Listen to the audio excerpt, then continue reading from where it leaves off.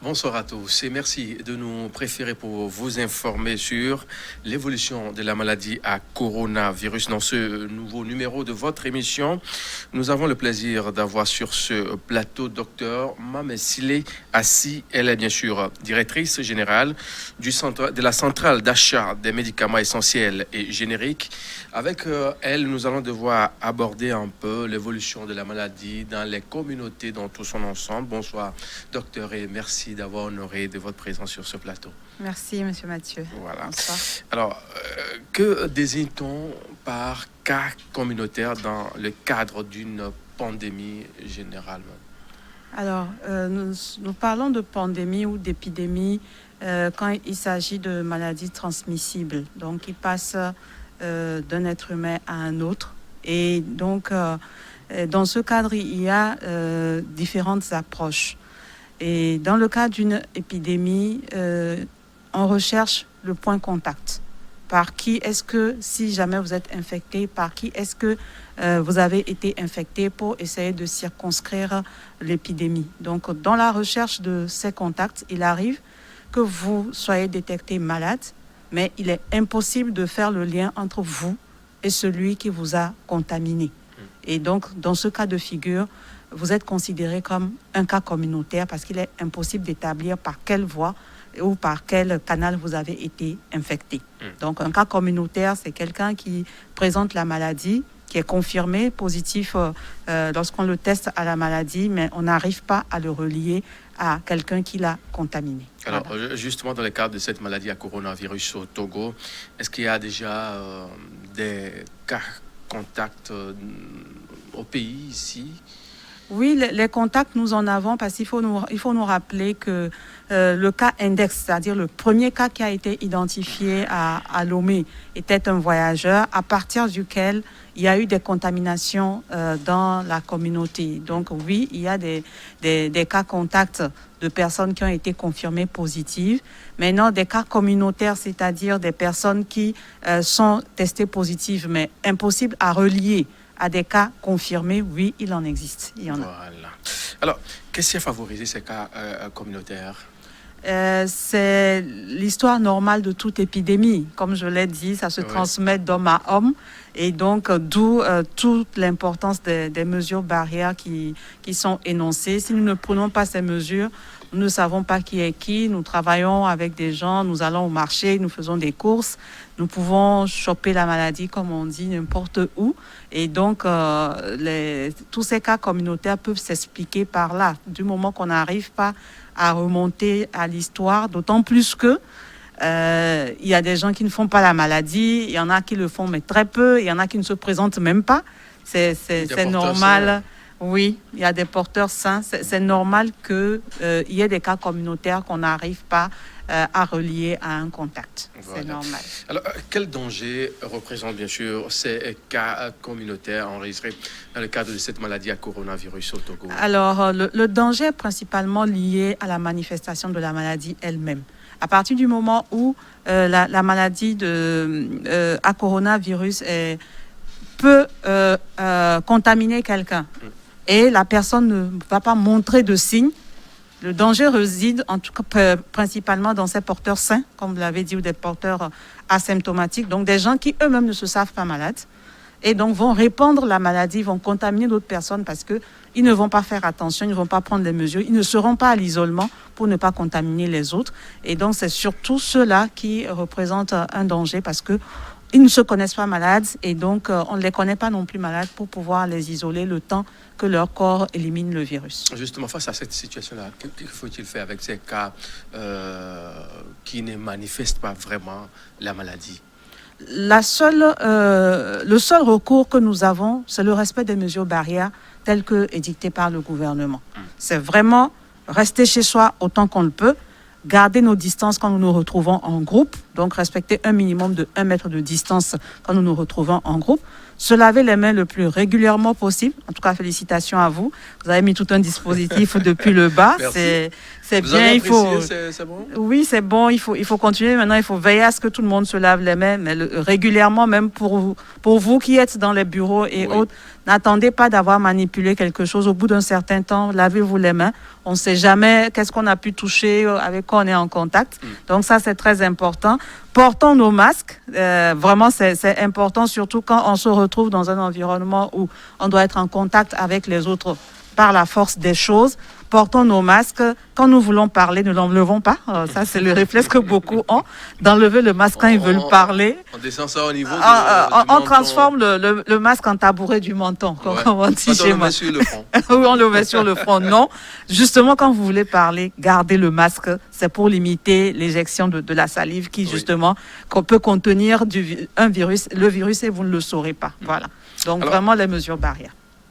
Avec les cas communautaires, est-ce à dire que les chances de l'extinction de l'épidémie s'éloignent?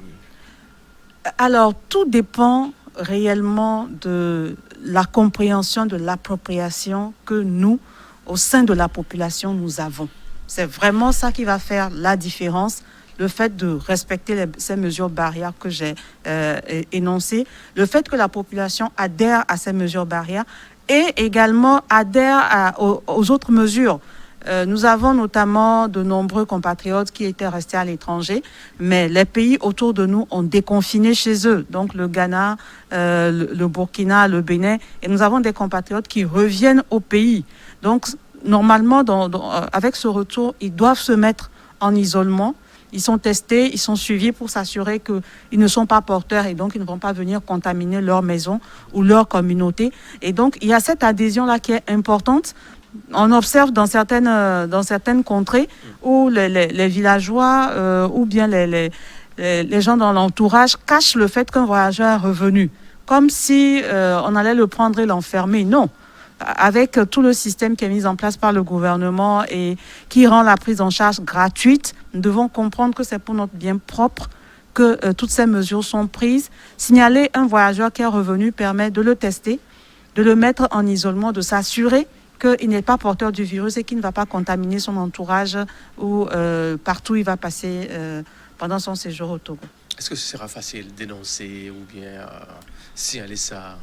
Ce n'est pas facile, mais c'est une question réellement de compréhension et d'adhésion. Parce que c'est vrai, nous pouvons tous constater les effets que cette pandémie a sur notre pays. Nous ne sommes pas les seuls à subir vraiment le revers de cette pandémie dans nos activités quotidiennes, dans nos activités économiques. Mais inutile d'aggraver tout cela en chopant le virus, en attrapant le virus, parce qu'on pense que, bon, j'ai mon frère qui est revenu de l'étranger, il se porte bien apparemment, donc il n'y a pas de raison de le mettre à l'isolement ou de le signaler. Non, il s'agit de notre survie à nous tous, il faut le comprendre comme ça, et donc participer à cet effort qui est demandé à tout un chacun de le faire. Je tiens à dire aussi que pour les voyageurs, ce n'est pas tout le monde qui se cache. Hein. Il y en a qui, en arrivant, se présentent. Oui. Ils signalent que nous revenons de tel pays, etc. Et ils demandent qu'est-ce qu'il faut faire. Ils sont guidés par... C'est le moment de collaborer. Hein? Exactement. Ils signalent qu'ils sont des voyageurs, ils sont revenus. Eux-mêmes, ils se mettent en auto-isolement et ils sont accompagnés par les équipes de district pendant toute la période requise pour l'isolement. Alors, justement, vous avez eu à mentionner ça dans votre argumentaire tout à l'heure, les gestes barrières. Si vous êtes demandé aujourd'hui d'apprécier ce qui se fait sur le terrain, ça va dans tout son ensemble, à tous les niveaux? Non. Il y a un devoir de sensibilisation qui doit s'accentuer, particulièrement dans les communautés. Pour beaucoup de gens, le virus n'est pas visible. Les effets de la maladie ne sont pas immédiatement perceptibles, d'autant plus qu'il y a des porteurs sains, c'est-à-dire des gens qui ne feront pas la maladie. Et tout. Donc, pour beaucoup de gens, c'est des contraintes, c'est des changements d'habitude plutôt difficiles. Le problème du port du masque, c'en est un. C'est une habitude qu'on n'a pas. Beaucoup de gens vous disent ils ont chaud, ils n'arrivent pas à respirer en portant le masque. Et quand ils veulent parler, au lieu de le garder, justement, c'est à ce moment qu'ils l'enlèvent. C'est ce qui est étonnant. Voilà. Et donc, vraiment, c'est accentuer la sensibilisation pour que progressivement il y ait un changement de comportement. Nous sommes appelés à vivre avec la maladie. À partir du moment où elle existe maintenant, que cette maladie a attaqué l'humanité, imaginons pas un seul instant que dès on sera sorti de l'épidémie, cette maladie va disparaître. L'histoire habituelle des épidémies montre que c'est cyclique, ça revient de manière cyclique, comme on a vu aussi avec Ebola. Il y a un temps, on n'entend plus parler de Ebola, et puis à un moment, ça revient, c'est cyclique, ça reviendra. Donc, nous devons nous habituer au fait que la maladie existe désormais, et nous devons apprendre à vivre avec, justement en adoptant des gestes barrières qui, en passant, quoi qu'on dise, améliorent notre santé. Tout n'est pas... C'est contraignant, mais c'est quelque chose qui est bien à long terme. On est bien obligé. Voilà. Il y a un autre point qui revient très souvent en matière de cette mesure barrière, qu'on cite souvent, la distanciation sociale dans les marchés et certains lieux. Les gens se donnent toujours ce vilain plaisir de se côtoyer, s'embrasser, faire des choses qui sortent du domaine. Et on se demande si réellement, ils savent qu'il y a quelque chose qui est en train de se passer. C'est tout l'avantage de la sensibilisation, et pour le changement de comportement. Les habitudes, comme on le dit, l'adage le dit, les habitudes ont la vie dure. Et donc, pour beaucoup de gens, c'est très contraignant de dire que on n'a pas à se serrer la main, on ne doit plus se taper sur les épaules, ou bien partager le même repas, ou le même plat, ou le même verre, ainsi de suite. Donc, c'est vraiment un changement de comportement, et c'est la raison pour laquelle, à juste titre, vous êtes constamment mobilisés en première ligne pour continuer à parler de la maladie, pour continuer à sensibiliser. En tout cas, bravo à vous les médias de ne pas lâcher, de ne pas faiblir. Vous pouvez le constater en termes d'actualité, même dans les pays environnants. Il a évoqué le relâchement des mesures barrières au niveau des populations. Les gens sont déjà fatigués par cela, mais nous devons continuer à parler, sensibiliser, parce que de notre comportement, de notre attitude dépendra l'évolution de la maladie dans le pays. Voilà. Alors, face à la situation, est-ce qu'il y a quelque chose qu'il faut conseiller aux gens? Alors, c'est vraiment... je sais que le gouvernement a pris des mesures pour des sensibilisations à la base, très rapprochées, qui sont faites aussi bien par les agents de santé communautaires que les leaders communautaires, les leaders religieux et autres. Tout cela est en train d'être fait pour amener les gens à adhérer à ces mesures-là. C'est vraiment une communication de proximité pour amener, parce qu'on ne peut pas forcer les gens. On ne peut pas mettre un gendarme derrière chaque citoyen pour lui demander de respecter les mesures barrières. Donc, c'est vraiment cette participation de chacun à son niveau, où qu'il soit, qui va nous permettre d'aller de l'avant par rapport à ça. Voilà. Quand on termine souvent l'émission comme on le fait actuellement, il y a une question qui m'a été toujours posée par certaines personnes qui sont proches à moi. Ils me demandent, mais quand vous criez qu'il y a ça, il y a ci, il y a ça, voilà. Mais les bars, que dites-vous par rapport aux bars? Alors, c'est une question toujours de sensibilisation pour... on me dit quelle urgence il y a et on ouvre les bars. Il n'y a pas une urgence, mais d'une manière générale, ce sont les grands bars de grande fréquentation qui ont été demandés à être fermés. Mais c'est une activité économique comme toute autre. Donc, nous avons pu le constater. Et donc, un bar qui continuerait à vendre de la boisson à ses clients, en respectant les mesures de distanciation sociale, en veillant à ce que les gens ne s'attroupent pas ou ne se collent pas, ne soient pas trop proches les uns des autres, c'est acceptable. Mais maintenant, pour les consommateurs que nous sommes, c'est à nous d'accepter ce sacrifice-là, de se dire que ne pas rester dans le bar, c'est pour un temps, parce que c'est assez dramatique de ramener la maladie à la maison. Parce qu'on l'a chopé, on s'est retrouvé dans un groupe, notamment dans un bar, par exemple, et qu'on l'a ramené à la maison et qu'on a contaminé tout le monde à la maison sans s'en rendre compte. Donc, c'est vraiment assez dramatique. Donc, il faut le considérer comme un temps de sacrifice. Et donc, ce n'est pas que les tenanciers de bar, ce sont nous aussi les consommateurs qui devons comprendre que nous devons contribuer à ce que la maladie ne se propage pas, et donc renoncer un peu à ce confort ou à ce plaisir qu'est de rester à un bar avec des amis ou seul d'ailleurs pour consommer. C'est un plaisir qu'on stoppe momentanément, le temps que on puisse vraiment trouver un remède à la maladie, qu'on trouve une autre stratégie de prise en charge de la maladie. Donc, les bars, jusqu'à preuve du contraire, les bars ne sont pas autorisés à être ouverts, mais on sent déjà une fatigue. Il y a une autre aussi qui a circulé en temps. On a dit qu'ils pouvaient toutefois garder les gestes barrières. Exactement, exactement. Ça, c'est pour nous, les consommateurs, garder, bien sûr, respecter les gestes barrières. Mais pour les tenanciers, les débiteurs, ceux qui sont bien sûr les détenteurs de ces bars-là, quel message, vous, en tant que professionnel de demain, vous avez à l'endroit de ces personnes-là? À partir du moment où les bars sont des endroits publics, accueillant du monde, les tenanciers sont responsables de la mise en place de ces mesures barrières. Nous l'avons vu comme pour la plupart des services, que ce soit des services publics ou privés, dans les banques et autres, nous avons vu un certain nombre de mesures qui sont prises. C'est pareil pour les bars. Ce n'est pas parce que c'est un bar qu'on en est exempté. À partir du moment où vous accueillez du monde, vous-même vous êtes exposé en tant que tenancier de bar, vous êtes exposé. Vous risquez de ramener la maladie à la maison si vous ne prenez pas vos dispositions. Donc, c'est à vous de dire à vos clients qui viennent, les règles ont changé, nous sommes en pandémie, voilà, désormais, voilà comment on s'installe, voilà de quelle manière est-ce que nous mettons en application les mesures barrières, se laver les mains, distanciation sociale, ne pas être trop proche sur une table, souffrez que je ne vous serve plus dans des verres, etc. Bref, c'est vraiment au tenancier de bar maintenant aussi de se montrer responsable dans l'application des mesures barrières. Parfait.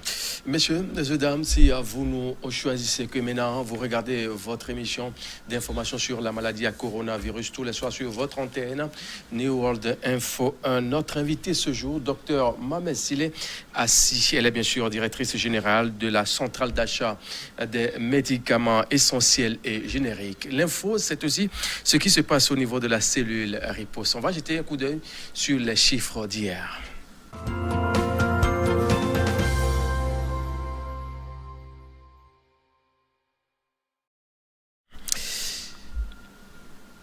Merci beaucoup. À la date, bien sûr, de 18 mai 2020, nous avons enregistré au Togo 212 cas actifs, 106 cas guéris, 12 décès, 330 cas confirmés au total, 13 452 nombres total des tests effectués.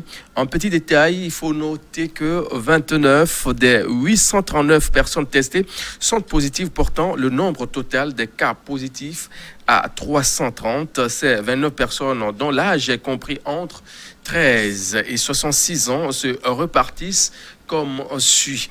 15 cas parmi les contacts, un homme et une femme dans le district d'Agoué, 4 hommes dans le district de Lomé, un homme dans le district 2 de Lomé, et 6 hommes dans le district 3 de Lomé, un homme dans le district 5 de Lomé, un homme à Atakpamé dans le district de Logou. 9 cas parmi les voyageurs, un garçon dans le district d'Agoué, 4 femmes et un homme dans le district de Dagny et une femme à Toum dans le district de Moyen-Mono, une femme dans le district de Sotoubois et une autre femme à Vaughan dans le district de Vaud. 5 cas parmi les suspects, un homme dans le district de Dagny, un homme dans le district 2 de Lomé, 3 hommes dans le district 4 de Lomé. De nouveau guéris ont été du coup enregistrés, portant à 106 le nombre total des patients guéris de coronavirus au Togo. Le décès d'un nourrisson de 10 mois a été donc enregistré, portant à 12 le nombre total de décès. En résumé, il faut dire que le nombre de cas actifs est de 212, un total de 13 452 tests de laboratoire ont été effectués sur toute l'étendue du territoire national. Voilà un peu le tableau de cette maladie à coronavirus à la date, bien sûr, du 18 mai au Togo. Doit-on s'attendre, madame Mohamed Sile Assi, doit-on s'attendre au pire dans les jours qui viennent? Au pire, non. Au pire, non, parce que Le Togo s'est levé très tôt par rapport à la lutte contre cette pandémie et le système de surveillance sanitaire au Togo est des plus performants et très très actif. Et donc c'est grâce à cette vigilance-là, en plus du renforcement des contrôles aux frontières pour les voyageurs qui rentrent au pays, qui ont permis justement de pouvoir détecter tous ces cas-là. Donc réellement, il faut dire chapeau à l'équipe de surveillance, en tout cas aux équipes de surveillance, puisqu'elles sont toutes réparties dans tous les districts et arrivent à détecter les cas, les faire tester. Maintenant, comme je l'ai dit, la population aussi a sa partition à jouer. Si nous ne respectons pas les mesures barrières et que nous ne prenons pas la peine en cas de symptômes tels que décrits, c'est-à-dire couramment, c'est la fièvre, c'est la toux sèche, c'est la fatigue, parfois des maux de tête en plus, des maux de gorge, la perte du goût, de l'odorat. Bref, en cas de ces symptômes-là, appelez le 111 pour une prise en charge gratuite, mais vraiment gratuite. Si nous ne prenons pas la peine de faire cela, c'est nous qui allons plutôt compliquer la tâche au personnel de santé qui est actuellement mobilisé sur tous les fronts pour la lutte contre la pandémie. La population a son rôle à jouer. Nous avons tous chacun notre partition à jouer, du plus petit au plus grand. Comment on peut expliquer cette flambée, bien sûr, des chiffres français en ces 3 jours, tantôt c'est 20 quelques, 30, ainsi de suite. Oui. On est en train de dire que peut-être demain ou bien aujourd'hui, à demain, on va rester jusqu'à 50. C'est bien possible. N'oublions pas, comme on l'a dit, que le Ghana a déconfiné le 21 avril. Vous pourrez remarquer, si vous faites une courbe sur les 4 dernières semaines, vous verrez que les pics ont commencé après le déconfinement au Ghana. Sachant aussi qu'au Bénin, les mesures ont été allégées, le bouclage des villes qu'il y avait au Bénin également ont été allégées, et sachant aussi que nous avons des compatriotes qui étaient restés bloqués dans ces pays et qui voulaient revenir au Togo. Donc, le Burkina aussi. Le Burkina aussi. Donc, nous avons tous ces voyageurs-là qui reviennent et malheureusement, ce n'est pas tout le monde qui se présente de manière volontaire pour dire je suis voyageur, je suis rentré.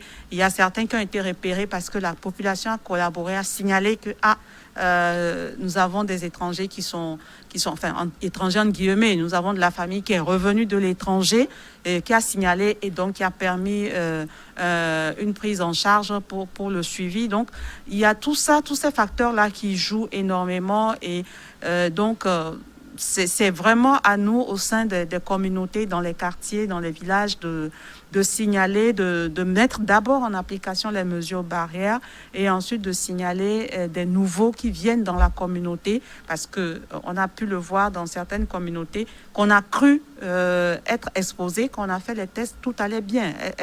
Elles s'étaient mises à l'écart des personnes qui étaient contaminées, notamment le village de Kouvong, à côté de Sokodé, où nous n'avons pas eu de cas parce que les villageois étaient à l'écart des personnes qui étaient contaminées. Donc, c'est possible de se préserver, mais il faut pour cela faire l'effort de mettre en application les mesures barrières.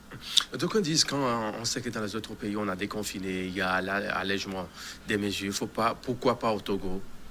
Je pense que nous, on n'est que des receveurs, hein? On reçoit au jour le jour. Effectivement, si on peut se permettre de le dire ainsi.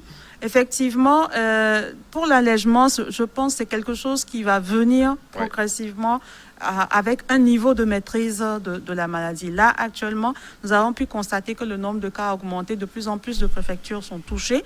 Nous allons arriver à un point de pic où tout le système sanitaire est mobilisé dans toutes les préfectures avec des moyens de lutte. Et à partir de là, maintenant, nous allons avoir une meilleure visibilité dans l'évolution de la maladie qui pourra permettre d'aller vers la décision d'alléger.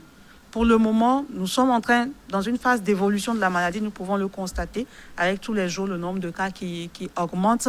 Ne pouvons pas, dans ces conditions-là, alléger. Il nous faut absolument maîtriser la propagation de l'épidémie. Voilà. Parfait.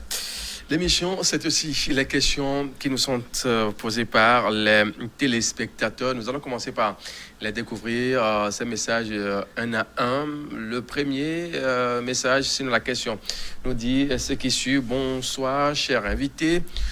tous deux qui sont dépistés positifs sont référés au CHR Lomé commune. Bon, là, une question qu'on ne maîtrise pas vraiment ce que veut dire le téléspectateur.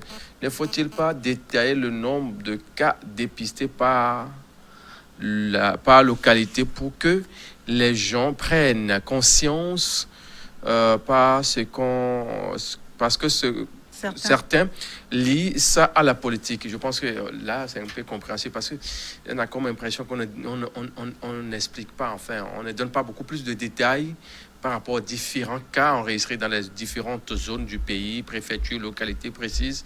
Et ça fait que d'aucuns disent que c'est juste une affaire politique. Le président, avec ses collaborateurs, veut encore faire ci et ça. Alors, déjà... Il y a toujours des symptômes, hein? Bien sûr, il y a toujours des Saint Thomas jusqu'à ce que ce soit Saint Thomas ou quelqu'un de sa famille qui soit concerné. C'est dommage, justement, mais je pense par rapport à ce que le téléspectateur demande, c'est ce qui est fait, c'est ce que vous venez de lire. Voilà. Le nombre de cas confirmés, en tout cas tous les nouveaux cas qui sont déclarés, les 29 nouveaux cas d'hier, ont tous été présentés par localité.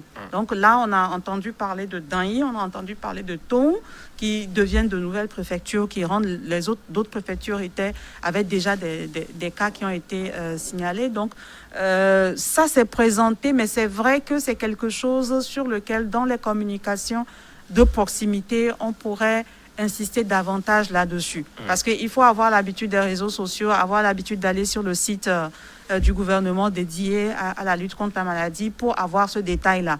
Donc, effectivement, c'est une information qu'on pourrait davantage relayer dans les communications de proximité au niveau des populations pour qu'elles sachent que vraiment la maladie est présente et aussi rassurer. Réellement, il est important de rassurer parce que la maladie, on a un réflexe de peur, on constate un réflexe peur qui fait que, justement, on fait l'inverse. On se sent un peu malade, on préfère rester à la maison, se débrouiller avec des herbes ou des recettes de grand-mère ou aller soi-même directement à la pharmacie, demander conseil, prendre quelques produits et revenir rester à la maison, pensant qu'en allant à l'hôpital, on a plus de chances d'attraper la maladie. Sachant que nous avons la chance, nous tous, nous sommes exposés à attraper la maladie à coronavirus où que nous allions à partir du moment où nous quittons nos maisons. Nous ne savons pas où se trouve la maladie, nous ne savons pas qui est porteur. Et donc, la seule chose qui peut réellement nous aider, c'est le respect des mesures barrières. C'est vraiment la seule chose qui est la plus importante. Le seul médicament, hein? Voilà.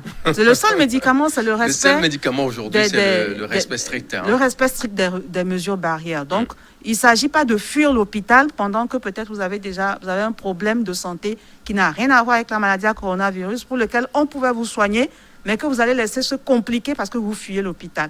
Donc, c'est vrai qu'il y a un réflexe de peur qui est observé, mais c'est la communication de proximité qui va vraiment aider à ce que les gens reviennent vers des comportements un peu plus sains en ce qui concerne la fréquentation des centres de santé, mais surtout adopter au quotidien les mesures barrières. Parfait. Une nouvelle question nous dit ce qui suit. Merci pour l'émission. Que deviennent les porteurs sains in fine? Alors, les porteurs sains, nous parlons les porteurs sains qui sont connus, c'est ceux qui ont été testés. C'est ceux qui ont été testés et mis à l'isolement. Donc, à Lomé, par exemple, il y a 2 hôtels qui ont été retenus où des porteurs sains sont mis à l'isolement au niveau des hôtels. On ne les emmène pas à l'hôpital parce qu'ils ne font pas la maladie, ils ne font pas des signes. Il y en a qui font très peu de signes, vraiment très bénins, très légers. Ils restent à l'hôtel le temps que leur organisme puisse éliminer le virus et qu'un test puisse confirmer qu'ils ne sont plus contagieux. Et à ce moment, ils rentrent chez eux, mais que ce soit eux-mêmes ou leur entourage, leur famille, tout le monde est sensibilisé au fait que même si un porteur sain est guéri, il ne porte plus la maladie, il ne peut plus la transmettre, il doit se protéger, il doit respecter les mesures barrières parce que jusqu'à ce jour, on ne sait pas si quelqu'un qui a été en contact avec la maladie et qui l'a éliminée peut refaire la maladie ou pas. On ne le sait pas. Donc, dans ces conditions, tout le monde, que ce soit un porteur sain qui est guéri ou un malade qui a été guéri du coronavirus, il doit adopter les mesures barrières et se protéger. Et à cet effet, le CHR Lomé Commune n'est pas l'unique centre, c'est l'une des premières questions du premier intervenant. Le CHR Lomé Commune est dédié à la zone de Lomé et Agoué pour la prise en charge. D'autres centres de prise en charge sont en train d'être créés par le gouvernement dans les régions à l'intérieur du pays pour la prise en charge. Donc à Lomé, pour le moment, c'est le CHR Lomé Commune qui est dédié. Voilà. Merci beaucoup. Une nouvelle question sur notre plateforme. Bonsoir à tous. Ma question est de savoir pourquoi l'État togolais tarde à rendre obligatoire le port des cache-nez. Coronavirus a pris une tournure exponentielle avec nos cas actifs là. S'il faut chercher tous les cas contacts, Dieu seul sait. Voilà un peu. Alors, pourquoi ne pas rendre nous sensibilisons énormément sur le port des masques et c'est vrai qu'il n'y a pas un acte officiel qui est pris qui oblige au port du masque.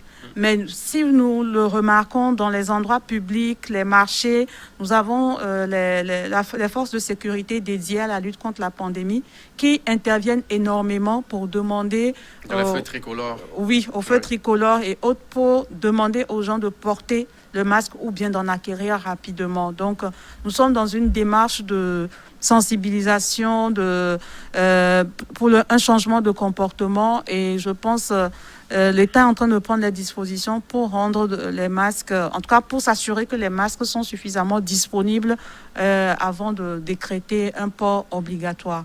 Mais en attendant, vraiment que chacun fasse l'effort, que ce soit la revendeuse ou bien la citoyenne qui veut monter sur une moto pour se rendre quelque part, qu'elle prenne la peine elle-même de mettre un masque, qu'elle prenne la peine de demander aux émidiamans de porter un masque s'il n'en a pas, s'il l'a et qu'il est sous le menton, qu'il prenne la peine de le porter correctement, couvrir le nez, couvrir la bouche et le menton. Hein, et ce n'est pas pour orner le... Ce n'est pas pour orner le menton Oui. avant de se parler. C'est très important parce que la transmission du virus se fait à travers les postillons de salive, se fait quand on éternue ou quand il nous arrive d'avoir des démangeaisons dans le nez, de se toucher le nez et autres. Et donc, l'autre en face peut être contaminé si nous-mêmes nous portons la maladie. Nous ne sommes pas au courant. Nous sommes un porteur sain. Nous pouvons contaminer l'autre en face sans le savoir. C'est pour ça que le port de masque est vraiment très important. Et quand on parle bien sûr des conducteurs de taxi moto, il faut parler aussi des conducteurs de taxi même dans nos villes. Oui. Hein. Oui. On voit aujourd'hui qu'ils font semblant de ne pas être consultés. Enfin. Ah, mais j'ai été très agréablement surprise aujourd'hui en ville de voir des forces de l'ordre intervenir. Tous les taxis qui n'ont pas respecté la mesure qui leur a été donnée d'avoir un maximum de 3 passagers en plus du chauffeur ont commencé à être arrêtés. Ça, j'ai pu l'observer. Et ça, les forces de l'ordre avaient, je pense, la force Covid-19 avait fait un communiqué, avait sensibilisé. Je pense maintenant, ils sont passés vraiment à une phase d'action où les taximans ont commencé à arrêter dès qu'ils dépassent le nombre requis. Voilà.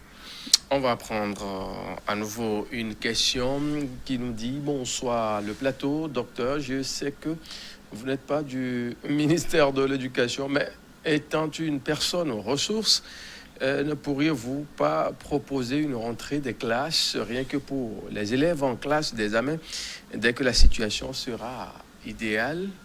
Bon. Bon, je pense qu'il a apporté lui-même la réponse. Il a dit la réponse en disant se que trouve à la fin de sa question. Dès que la situation sera idéale. Ouais. Moi-même, je suis parent, j'ai des enfants en classe d'examen. On est tous concernés par cette question, mais je vous assure, il vaut mieux être vivant et en bonne santé sans examen que d'avoir des examens, des dates d'examen auxquelles vous n'avez pas d'élèves parce que la situation est catastrophique.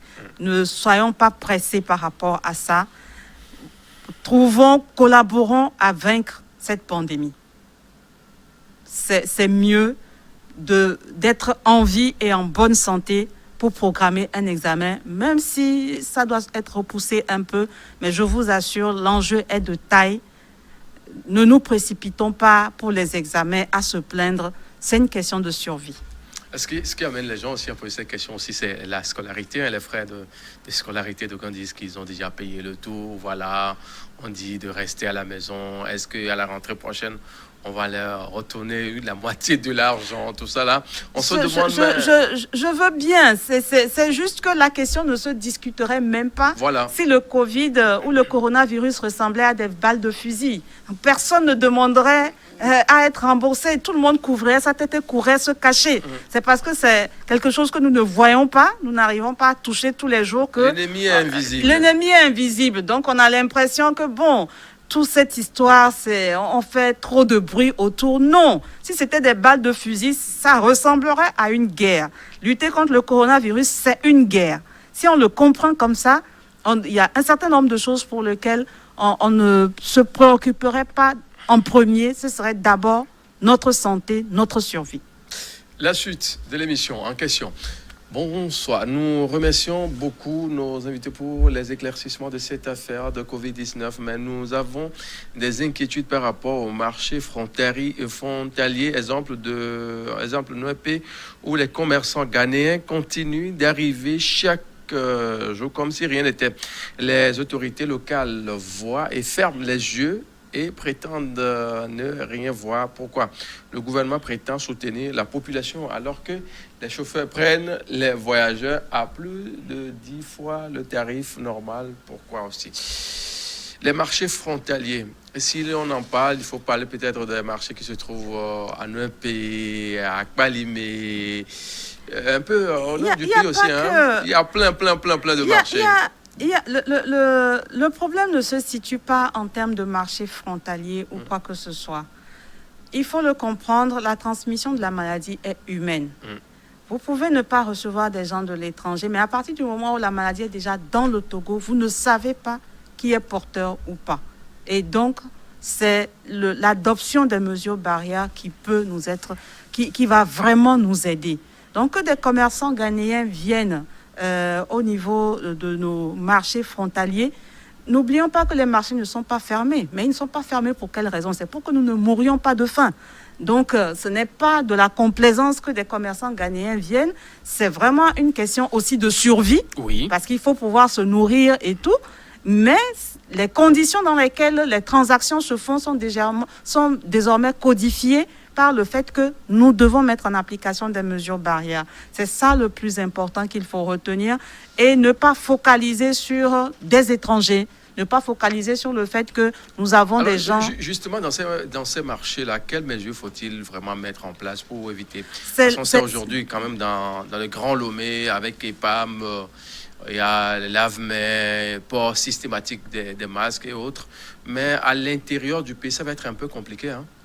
Ça va être un engagement des communes, va être un engagement des communes, du ministère aussi de l'administration territoriale, d'accompagner ces lieux de regroupement-là à pratiquer les mesures barrières, notamment la distanciation sociale, le port de masques, le lavage des mains systématique. Et donc, c'est vraiment, pour ces endroits-là, c'est une discipline individuelle et collective. Ça ne peut pas être le gendarme derrière tout le monde à chaque instant. Ce n'est pas possible. C'est vraiment une discipline d'abord individuelle, que ce soit du client ou du revendeur ou de la revendeuse. Et c'est une discipline collective, c'est-à-dire respecter le circuit qui est décrit dans le marché si cela est fait, respecter les mesures de distanciation sociale qui doivent permettre de ne pas trop se frotter les uns aux autres, de ne pas se retrouver dans des attroupements et de porter des masques, même si ce sont des masques en tissu, se couvrir et surtout les laver, surtout les masques en tissu. Là, les laver tous les jours. Quoi, voilà, de les laver tous les jours. Plus de 5 jours. Sans voilà. Il faut les laver, ça c'est vrai. Ça c'est vrai. Les gens portent ça, on se demande, mais est-ce qu'ils... C'est pas seulement porter, mais il faut les laver, voilà, ainsi de suite. On va essayer de prendre à nouveau 2 voire 3 questions pour clôturer cette émission de ce jour. Que fait-on réellement avec les cas contacts, à voir les cas positifs qui se multiplient, surtout à Lomé? Arrive-t-on vraiment à identifier tous les cas contacts et les mettre en quarantaine? comment et où se fait cette mise en quarantaine? Êtes-vous sûr que les tests que nous achetons sont vrais, puisqu'il paraît que le Madagascar a reçu de faux tests? Alors, en ce qui concerne les cas contacts, Oui. c'est quand quelqu'un est testé positif, donc il devient un cas confirmé, ça déclenche la procédure d'investigation. Donc, on recherche tout autour de lui avec qui il a été en contact et dans quelle mesure toutes ces personnes-là sont identifiées, informées et le suivi démarre pour toutes ces personnes qui sont en contact avec un cas confirmé. Donc, il y en a pour lesquels les conditions sont telles, c'est-à-dire des gens sont dans des maisons communes, ils sont trop nombreux, ce n'est pas gérable, donc on les met en isolement dans un hôtel en fonction de ce qui a été mis en place comme procédure. S'ils présentent des signes de la maladie, en fonction du niveau des signes, ils sont soit hospitalisés, mais toujours en isolement. Et donc, c'est ce système-là qui est mis en place. Maintenant, comme on le dit, nous avons des porteurs sains, c'est-à-dire des gens qui, bien qu'ils aient été en contact avec un cas confirmé et aient contracté la maladie, eux-mêmes, ils ne savent pas qu'ils ont contracté la maladie. D'où toute l'importance des mesures barrières. Nous avons le coronavirus dans le milieu, donc l'environnement a changé. Nous ne pouvons pas rester avec nos anciennes habitudes et dire qu'on n'a qu'à détecter tous les cas et les isoler, les mettre loin. Ce n'est pas possible. À partir du moment où le coronavirus est apparu, cela signifie que nous aussi, dans nos habitudes, quelque chose doit changer. Notre environnement a changé, nos habitudes aussi changent à cause du changement de cet environnement et donc notamment s'approprier les mesures barrières au quotidien. Un autre volet de sa question, c'est la qualité de ces tests-là. Parce qu'entre-temps, le Madagascar était confronté à un problème du genre. Voilà. Alors, au Togo, il faut savoir que les tests que le Togo a adoptés sont basés sur des tests, en réalité, c'est des tests ADN, en fait. C'est-à-dire, on recherche le génome. Donc, c'est la preuve que le virus est dans votre corps. Donc, ce sont des prélèvements qui sont faits dans le nez ou dans la gorge. Et la méthode de test, je peux dire, est quasiment infaillible. Donc, ce ne sont pas des tests sérologiques. Je pense que c'est de ça qu'il s'agit. Ce ne sont pas des tests sérologiques donc basés sur une prise de sang et qui recherchent des anticorps au coronavirus dans le sang. Parfait. La manière dont le choix du Togo a été porté sur des tests dits PCR, qui sont appelés des tests PCR, et donc c'est des tests quasiment infaillibles. Voilà. On va prendre la toute dernière question de cette émission. Et en clôture, bonsoir, cher invité. Avec les cas qui explosent ces derniers jours, est-ce qu'on peut dire que les mesures préventives prises par le gouvernement ont donné bon résultat? Merci. Alors, nous avons, comme je le disais, nous avons un très bon système de surveillance, un bon maillage du territoire en termes de surveillance. Et c'est ça qui permet de détecter, en fait, les voyageurs et les cas contacts quand un cas est confirmé. Maintenant, je dois rappeler que les mesures barrières édictées par le gouvernement, si nous ne les appliquons pas, le gouvernement ne peut pas les appliquer à notre place. Retenons-le, chacun d'entre nous a sa partition à jouer. Et donc, les mesures barrières, c'est ce qui va nous aider, nous, au quotidien, dans notre environnement, à lutter contre la maladie. Mais si nous ne l'appliquons pas, le gouvernement ne fera pas de miracle. Le gouvernement aura beau mobiliser des moyens et tout. Du moment que nous n'adhérons pas à la mise en application de ces mesures barrières, nous sommes en train de compliquer la tâche aussi bien à nous-mêmes qu'au gouvernement. Donc, retenons-le. C'est une lutte de nous tous, que ce soit le gouvernement, que ce soit nous en tant que citoyens, lambda, que nous soyons seuls dans notre maison ou en famille. C'est une lutte de chacun de nous à notre niveau pour ne pas laisser la maladie se propager.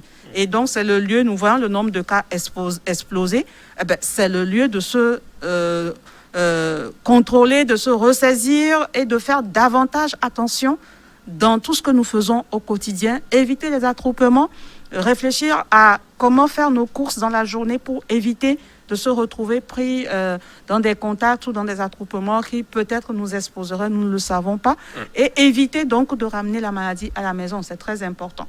Voilà. Docteur, moi, même s'il est assis, c'est déjà la fin de l'émission, hein, mais en matière, bien sûr, de ce qui se passe dans les communautés que nous avons débattu tout au long de cette émission, comme résumé, que peut-on retenir? Nous sommes en train de voir une progression du nombre de cas. Cela doit nous réveiller. Au-delà de nous alarmer ou quoi que ce soit, cela doit nous réveiller. La maladie à coronavirus existe. Elle n'est pas réservée aux Blancs. Elle n'est pas réservée à l'Europe ou aux États-Unis ou à la Chine. Cette maladie est bien là dans nos contrées, dans nos pays. Elle n'est pas réservée à une catégorie de Togolais par rapport à une autre. Nous avons pu voir malheureusement que des enfants de bas âge aussi sont décédés, 10 mois et autres. Donc c'est pour dire que la maladie ne connaît personne. Elle ne fait grâce à personne. Nous devons prendre conscience et participer à la lutte en respectant les mesures barrières que le gouvernement a communiquées à tous. Voilà. Merci beaucoup, docteur Mamesile Assi. Je rappelle que vous êtes bien sûr la directrice générale de la centrale d'achat des médicaments essentiels et génériques. Mesdames et messieurs, c'est ainsi que nous marquons bien sûr la fin de cette émission. Très bonne suite de nos programmes à vous tous et à demain.